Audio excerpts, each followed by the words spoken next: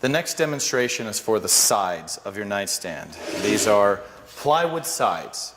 It has a thin veneer of whatever wood you've chosen to use. I wanted to talk just for a minute about the wood because the most common question that I get when we're first starting is, Mr. Ellefson, what is the best wood? And my answer is there is no best wood. There's a few things though that you can ask yourself that'll help you decide. First of all, these are the 5 different kinds of wood that I have for you to use. They're all hardwood, so it doesn't matter which one you pick. So we'll go through them here. We have oak. It's a hardwood. It's very grainy. If you like the dark grain, oak is a great one to use. Most American furniture is made of oak. Walnut, black walnut. Very, very dark, naturally dark, so you don't really need to stain it. It's a hardwood and it cuts wonderfully. It is the most expensive wood, however. We have alder, which is the least expensive wood. It's not quite as dark as the oak. It has a more mild grain to it. It also tends to have knots. It's called knotty alder. I mean, that's the name of it, so be prepared. Most people use alder. It's a great hardwood. It cuts fantastic. It is the cheapest one, and all those combined mean most people use alder, which is perfectly fine. It'll last for years. Wormy maple. It's about the hardness of oak. A maple is very hard, but it has these great dark streaks. There's little wormholes in these areas. Water gets in there and turns it dark, and it's a beautiful wood when the whole thing is cut this way. And then the last one is cherry. My personal favorite is cherry. It turns kind of a dark honey red when it ages. Cherry is the second most expensive wood, but it cuts beautifully and it makes just a very nice project. Any of these are the best wood. It's just completely up to you. So here's the questions you can ask yourself as you're deciding what to use. First, is money an issue? If money is not an issue, then it doesn't matter. Okay, if you have no money or are having a hard time coming up with the payments for this project, use alder. That's the simplest way to put it. Use the cheapest one because it still looks fantastic. If money's not an object, then go for color. Are you matching something, or do you like one of the colors better than the other? Then that's the simplest 2 questions that you can ask. If money is an object, use alder, the cheapest one. If money is not a problem, then you can pick the color that you like the best. Also, keep in mind, the 2-drawer nightstand is more expensive than the single because we have more material. Now for the sides, whatever wood you choose, we have to match. Now I have plywood matches all 5 of those different woods. So we're going to start back in the back again on the panel saw. But the way that they're put together, once we cut the sides, there's a rabbet joint here, there's a dado here, and another one at the bottom. So all of these shelves go in a groove, and that helps it stay together nice and tight. The next part is making your sides on the panel saw. So I pulled out a full sheet of alder plywood.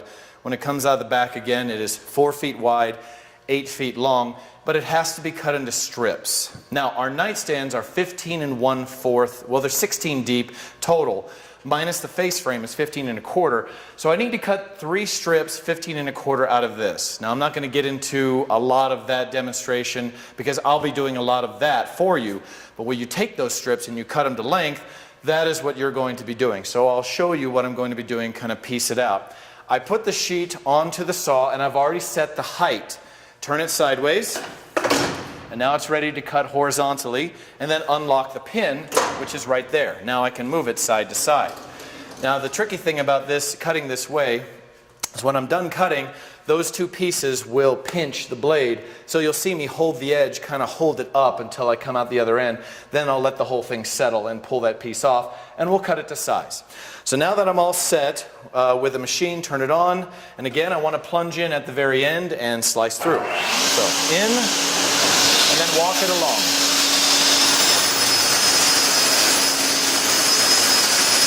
Hold on to it right here and lift. And then I let it drop down at the end. So this is the piece that you're going to want to keep. This is what you'll find a lot of all my different woods on the side at the end of the machine. You'll just pick through and get the one that you want. Just please make sure it is the correct piece. If you wanted alder and you accidentally grab oak, there's a big price difference between the 2. But now that we've got our piece, now we're going to cut it to length. Now that we have our piece, we need to cut it to length. but I don't want to be stooped over and have it down on the base. Normally, with a big piece, you'll have it down here on the floor, but now I'm kind of working way down here. What I want you to do instead is unfold this support. So pull it to the left and then lift, and now I can put my piece up here, and now I'm kind of working on it more comfortably, in a more comfortable position. Okay, so move it all the way down. There we go. And the length of a single nightstand is 23 1/4. It's going to be 24 when we're done. The 3/4 inch lid will make up the rest. 23 1/4, there's 23 and 4 lines right there. Now a double drawer nightstand is 6 inches more, so it's going to be 30 when we're done. So 29 1/4. 29 1/4 for a double, 23 1/4 for a single. Okay, so there's my stop. Again, bring it down carefully. You don't want to hit it hard and move it and shift it. And now we cut to length. Turn it on and cut. So bring it right there again. In, down, out, and up. Pull it out and just do it again. You can leave the machine running the whole time. All the way down, and cut again. In, down, out, and up, and turn it off. Remove your piece of wood if nobody needs it. It is in the way for the next person. Unless they need alder, then that's fine. And then just put it on the wall to the right, and then everybody else can find their wood. Take your pieces. We're going to cut the grooves, the dados and rabbets next. At the panel router, we're going to cut all those grooves that we need to put them together. But we want to make sure all the grooves are exactly the same. They're even left and right. Otherwise, you'll have a crooked nightstand. So let me grab one of my sides. And you choose. Which one do you like more? Which one do you like less?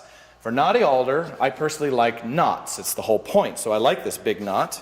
It's got a few little ones here. So it doesn't really matter. Just pick one.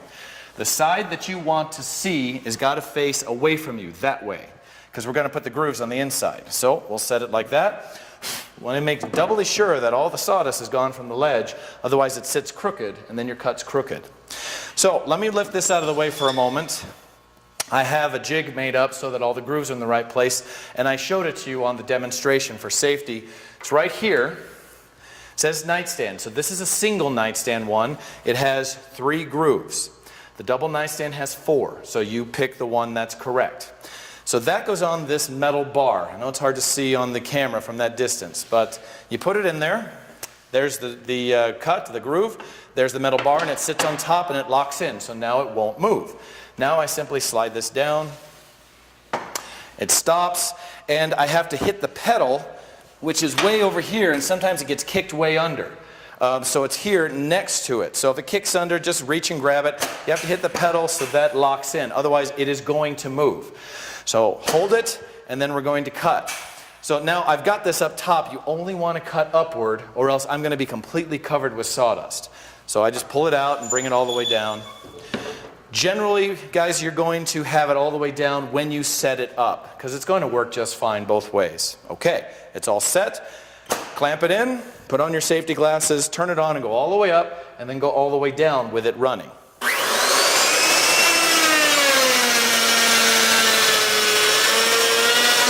all the way down.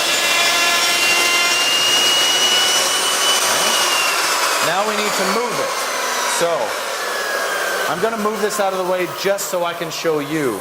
I can do both at the same time. I move this down, I can see my next cut right there, and I feel it lock into place, and then shove it down.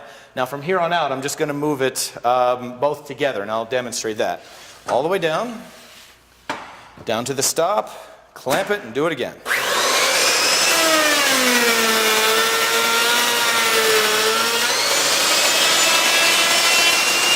I let go of the clamp.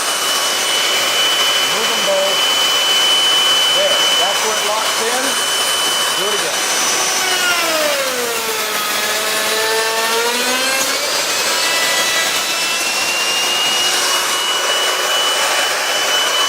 Okay, and there is my piece, and I would start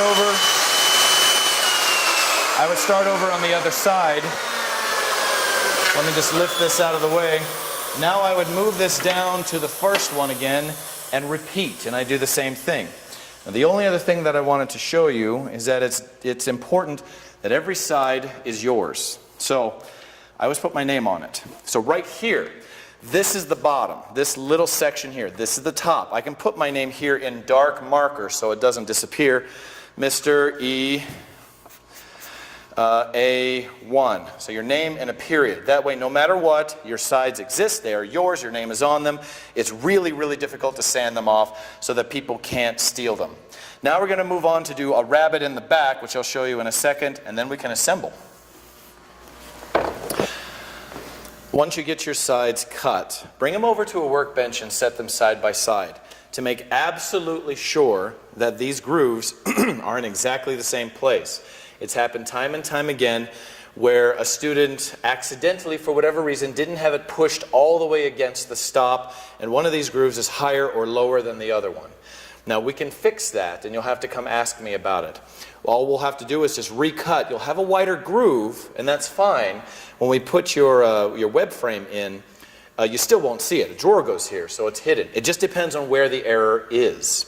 So please let me know if they don't line up. They should be exactly in the same place. Now, sometimes you get, depending on the wood, the blade may leave some of this fuzzy stuff on the edge. Just take a piece of sandpaper. I've got a lot of it laying around. Just kind of sand it out.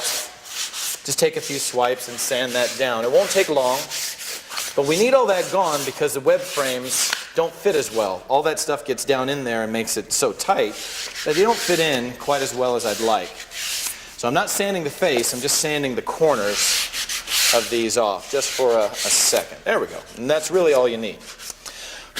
Now the next step, these pieces are 15 1/4 wide.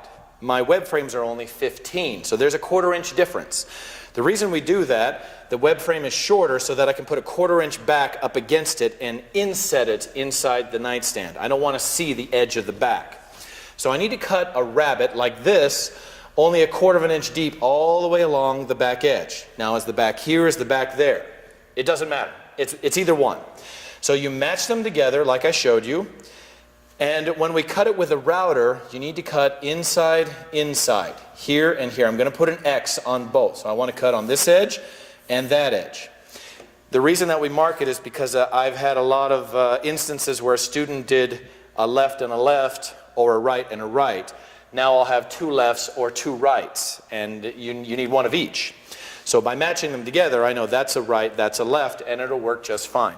So let's go over to the router table and cut those, and then we can assemble our carcass.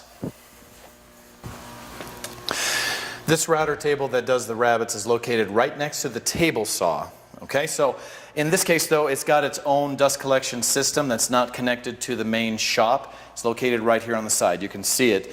On camera, you can't see the on-off switch, but it's just below my finger right here. I mean, it's green. You just hit start and it turns right on. So we take your sides, located right here, and there's where my mark is. Now that's where I want the cut to be, is right here. So I put that side and all my cuts down and in. So here's where it's going to cut. I've had way too many students do it upside down, and it just makes life so much harder because we've got to cut it off, and everything shrinks at that point by a 1/4 inch.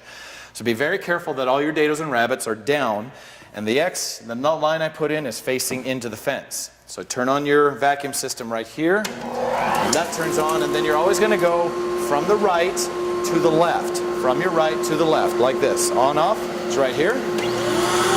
Hands on top, hold it down, and push.